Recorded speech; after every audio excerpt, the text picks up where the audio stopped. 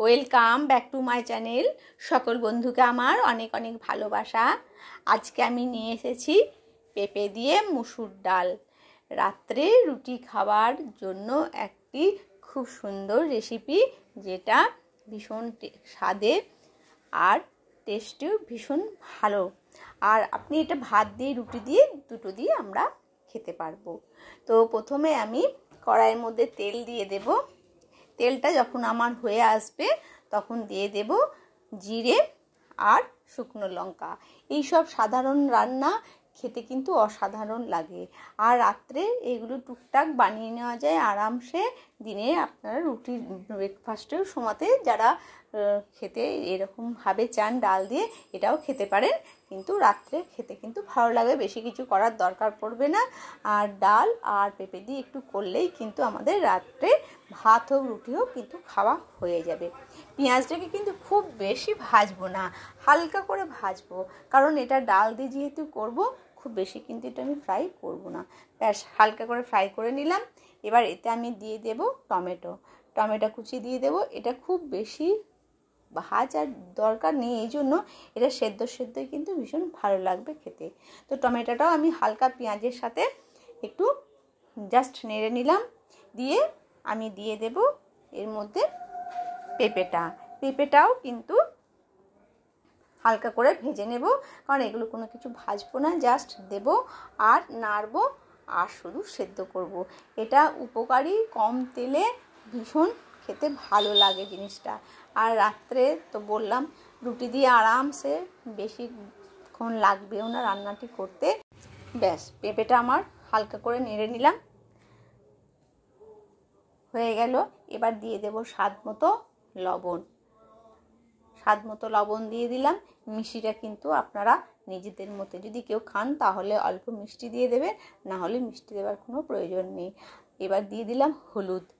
ব্যাস হলুদ দিয়েও একটু সামান্য নেড়ে নেব।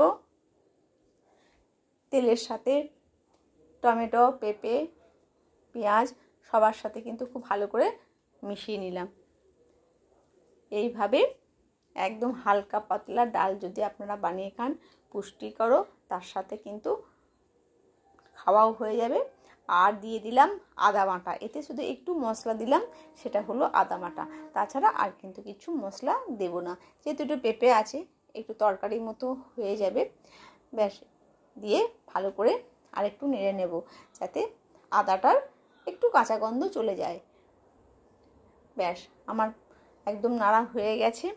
এবার আমি ডালের মধ্যে কিন্তু ভীষণ নোংরা জল বেরোতেই থাকে পাউডারের মতো, ওই জন্য ডালটাকে খুব ভালো করে আমি ধুয়ে নিয়েছি, ধুয়ে আগে থেকে আমি রেখে দিয়েছিলাম। এবার সেই ডালটা আমি এতে দিয়ে দেব।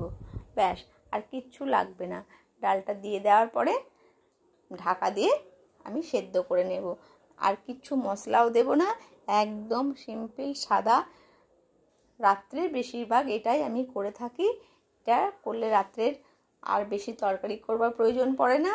আর রুটি বা ভাতের সাথে কিছু যদি একটু ভাজা করে নেওয়া যায়, কিন্তু এইভাবে রাত্রে একদম হালকা ফুলকা আর একদম চটজলদি সেদ্ধ ডাল উপকারী খুব বেশি।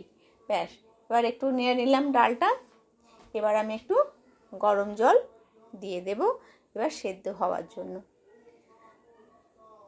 ব্যাস এইভাবে আমি পুরোটা মিশিয়ে নিলাম সবার সাথে। তাহলে কি হবে, যেটা ফুটে গেলে মশলাটা সবার সাথে মিশে যাবে। এবার গরম জল আমি দিয়ে দিলাম।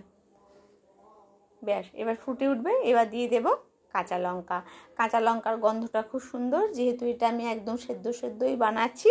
কাঁচা লঙ্কা আমি চিড়ে দিয়ে দিচ্ছি। ব্যাস হয়ে গেল। এবার যেই ফুটে উঠবে আমি একটা ঢাকনা দিয়ে দেব। ফুটে উঠলেই কিন্তু রান্না আমার কমপ্লিট। ব্যাস গরম গরম রুটি বানিয়ে নিলে তাহলেই কিন্তু আমার রাত্রের রান্না হয়ে যাবে। ব্যাস ঢাকনা খুলে আমার একদম ডাল সেদ্ধ হয়ে গেছে। মুসুর ডাল সেদ্ধ হতে বেশি টাইমও লাগে না, একদম তরকারি হয়ে গেছে। ব্যাস এটা আমি এবার ঢেলে নেব। এবার আমি ঠান্ডা হয়ে গেলে একটা পাত্রে ঢেলে নেব, দিয়ে আপনাদেরকে দেখাচ্ছি। এইভাবে আমি একদম সাদা সিম্পল ডাল বানালাম, যেটা খেতেও উপকারী আর খেতেও খুব ভালো লাগে, আর একদম বেশি ঝঞ্ঝাট ছাড়াই একদম একটা সিম্পল ডাল আমি আজকে বানিয়ে নিয়েছি। পেঁপেগুলোও সেদ্ধ হয়ে গেছে, আর মসুর ডাল একটু বেশি নরম হয়ে যায়, এটা একদম তরকারির মতো হয়ে গেছে। খুব সুন্দর টেস্টি হয় খেতে। বন্ধুরা ভালো থাকবেন, সুস্থ থাকবেন, দেখা হবে আবার নতুন কোনো রেসিপিতে।